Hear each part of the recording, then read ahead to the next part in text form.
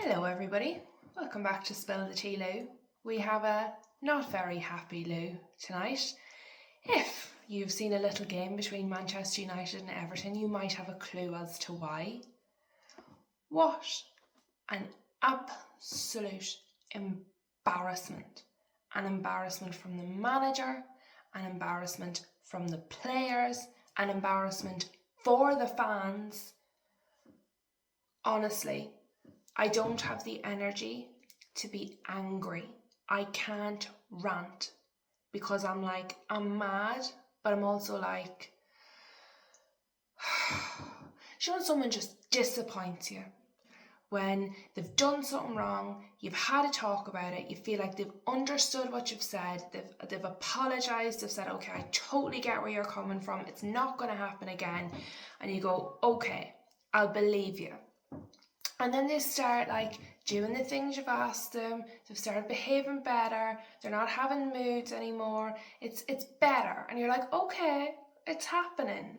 And then bam, they disappoint you all over again and silly you believe them. That's what this is like. It's like just a little bit. We saw a little bit of hope. We saw a little bit of consistency. We saw a little bit of we're doing it. At least at home, we're starting to do it. They seem to be finding a little bit of a rhythm. They're getting there. And then we play like today.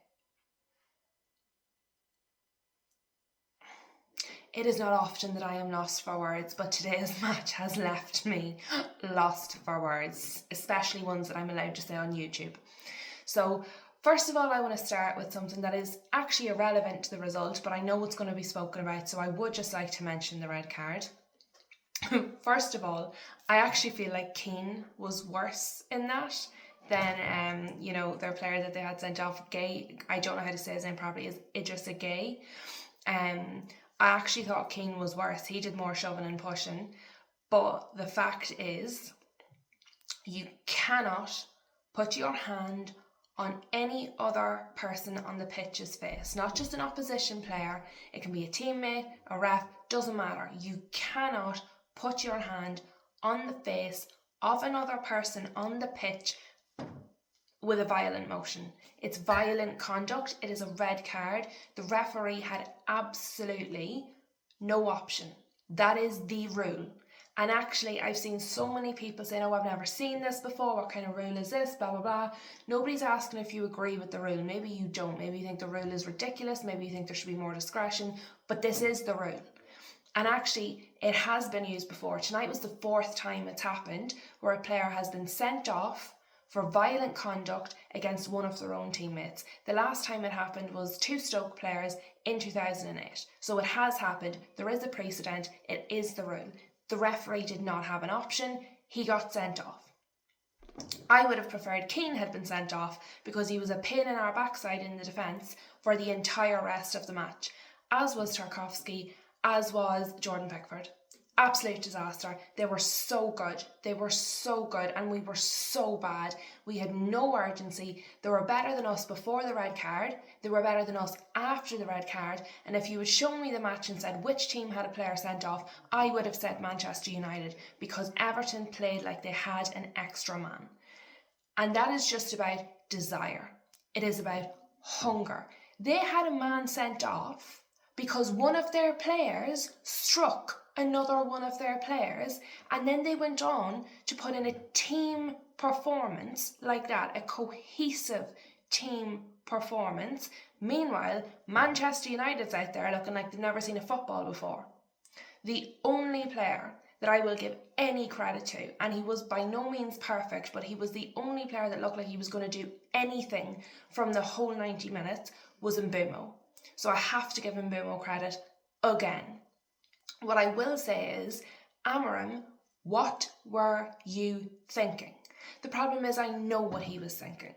So one of the key things in the progress and the steps forward that Manchester United have been making was this relationship that was starting to blossom between Bryan Mbeumo and Amad Diallo. They were starting to work together, they had their little dance, they were interchanging, they were starting to understand each other. It was a massive outlet for us, and it was a relationship that was really starting to form. And today, obviously thinking, okay, Everton, they're a physical team. Jack Grealish, going to be a trouble player. Puts in Mazraoui, where Diallo was normally playing, thinking Mazraoui is a more defensively minded player. He's a bit more robust than Diallo. He's better to go up against Jack Grealish. I can understand the logic. So what he did is he took Amad Diallo out from the same side as Bryan Mbeumo. Cunha has his knock or whatever the next thing that's wrong with him is, and he's put Amad over where Cunha normally plays. Which means that Amad and Mbeumo are on opposite sides of the pitch. So this relationship, this outlet, this attacking, thing that we have that's actually working for us, big part of the reason that we've been scoring goals in recent matches, he decided to push. Now, I understand his thought process of wanting a more physical, more defensive-minded player against Jack Grealish. But the risk he took when making that decision was he was breaking up what had been working for us going forward. And in order to win a match, we were always going to need to go forward. So, while I get the thinking, it didn't work, and he should have just changed it. And look, in fairness, at half-time, we see Mazraoui comes off, Amad goes back into his regular position, and we see Mount move into the front where we've seen him playing before. And Mount was very good from we come on. Again, alongside Bryan Mbeumo, Mount was very, very good. The problem is some of the crosses he was putting into the box, there's nobody in the box again on the end of them. And then the other side, you have Amad, who is now back in his correct position, who's trying to take men on instead of crossing it. So when we're crossing it, there's nobody there to get on the end of it. And when there's people there to get on the end of it, there's nobody crossing because we're too busy cutting back and trying to go around men. Honestly, it was so disjointed. There was no get up and go. They looked completely lethargic. Everton were so much more up for it than us.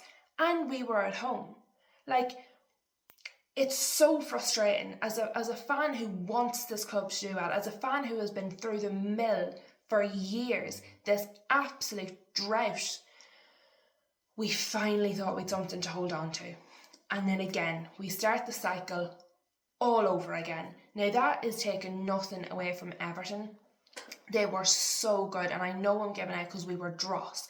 But Everton were so good. And you know what? They didn't have anywhere near as many shots on target as us, but they didn't need to because the ones that they got were effective. We took something like 20 shots in the match. I have it written down here somewhere. 20 shots we took by the 82nd minute. 4 of those 20 were on target. So we were just putting it in from everywhere. We were wide over here, we were wide over there. You had Bruno, you had Mbeumo, who I have given credit to, wide. Xerxes is not a striker. We already know this because we tried it under Erik ten Hag. Xerxes is a good player. He's not a very good player, he's not a great player, he's not an excellent player. He's a good player. He's decent. He has some attributes. None of them are in the striker position. He is better playing off the striker. We know this. Amorim has played Mount as a false nine before. Mount was on the bench, available, but instead he decides, let's start Xerxes as a striker when we know it doesn't work. So while I disagree with, but understand the thinking behind the Mazraoui in Amad's position thing, I do not understand Xerxes. Xerxes should have started alongside Mbeumo with Mount in front of him. You could have put Bruno actually in his 10 role beside Mbeumo and started Menu beside Casemiro. There was so many variations that he could have done of things that we know work better than what he did. What I will give him credit for is he made early substitutions at half time, and then his next set of substitutions came at 55 minutes. So he gave the substitutes enough time to do something, to make a change. And often I criticise managers when they wait and they make substitutions where they're too late in the match for the substitutions to actually make any difference.